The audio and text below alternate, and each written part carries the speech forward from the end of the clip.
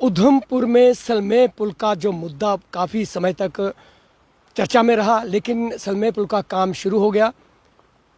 नमस्कार, मैं हूं रवि सिंह। मैं आपको लेकर आया हूं आज उधमपुर सलमे पुल पर। लेकिन जानकारी दे दूं कि चनैनी घोरडी के विधायक बलवंत सिंह मनकोटिया द्वारा आज इसका यहां पे जायज़ा लिया जा रहा है।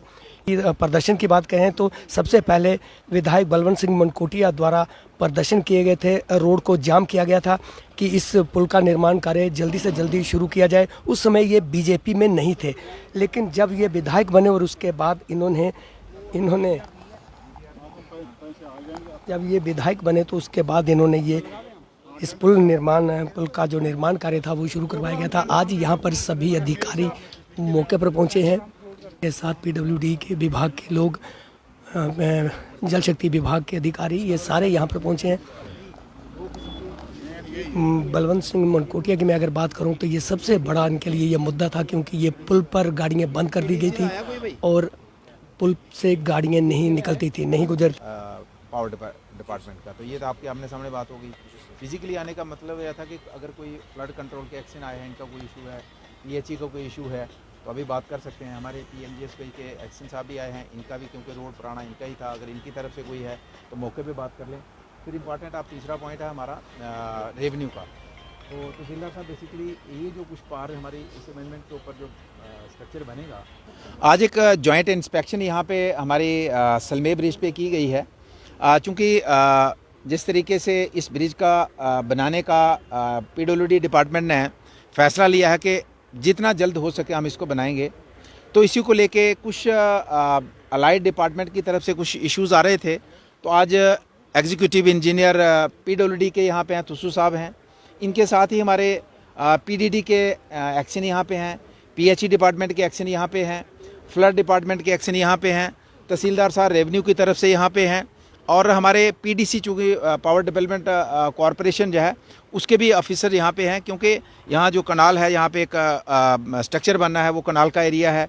फिर यहाँ पे पावर बिजली का कुछ स्ट्रक्चर है जिसको शिफ्ट करना है।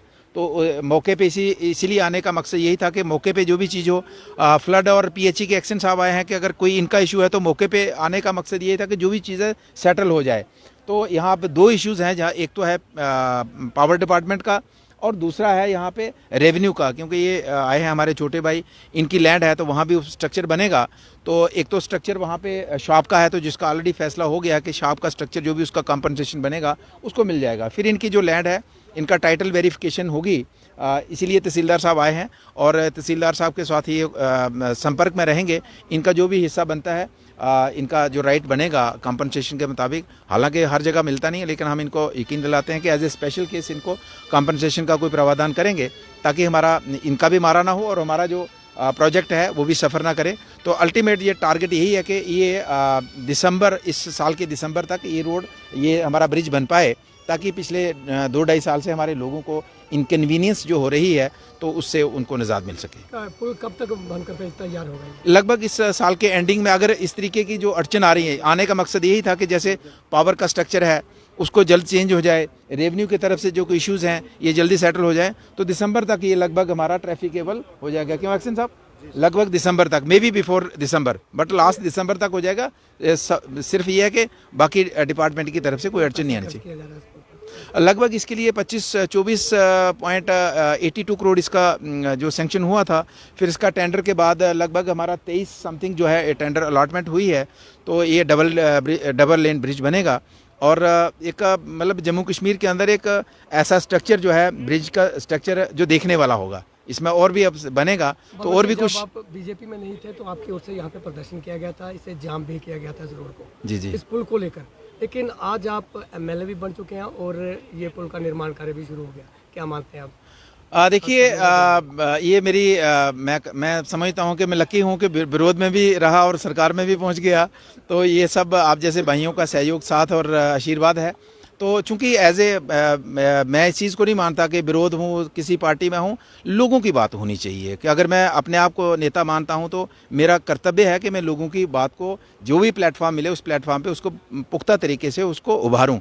तो हम सभी, मैं अपनी तरफ से सभी साथियों को बधाई देना पुल चाहता हूँ। बनना है, इस पुल से कितनी पंचायतों को जो है फायदा मिलेगा? देखिए 1 लाख से ज़्यादा पॉपुलेशन इससे इसका डायरेक्ट बेनिफिट होगा। फिर क्या होता है कि अगर एक तो होता है कि जो 100% इसके ऊपर निर्भर है, फिर जैसे रामनगर तक जो है, चौकी तक, जिंदरोड तक लोगों को आना जाना है, तो फिर इनडायरेक्टली बेनिफिट होता है। उन लोगों को यहाँ पे टाउन आना है, तो इसमें 1 लाख लोगों को डायरेक्ट बेनिफिट हो रहा था, इनडायरेक्ट तो कई लाख लोगों को इसका बेनिफिट होने वाला है। आपने देखा कि जिस तरह से बलवंत सिंह मनकोटिया ने बताया कि 23 करोड़ की लागत से इस पुल का निर्माण कार्य पूरा होगा और 1 साल के अंदर अंदर इसे तैयार किया जाएगा। और यहाँ पर मैं फिर आपको ये बता दूं कि 1 लाख से ज़्यादा लोगों का आना जाना रहता है, 1 लाख से ज़्यादा पॉपुलेशन वहाँ पे रहती है। उसी के चलते इस पुल का निर्माण कार्य जल्दी से जल्दी पूरा किया जा रहा है कि जल्दी से जल्दी ये पूरा हो, ताकि जो गाड़ियों पर बंदिश लगाई गई है उन गाड़ियों का आना जाना भी पूरी तरीके से खोला जाएगा और ये डबल लाइन पुल बनाया जाएगा। कैमरामैन अजय के साथ रवि सिंह, डेली लाइव, उधमपुर।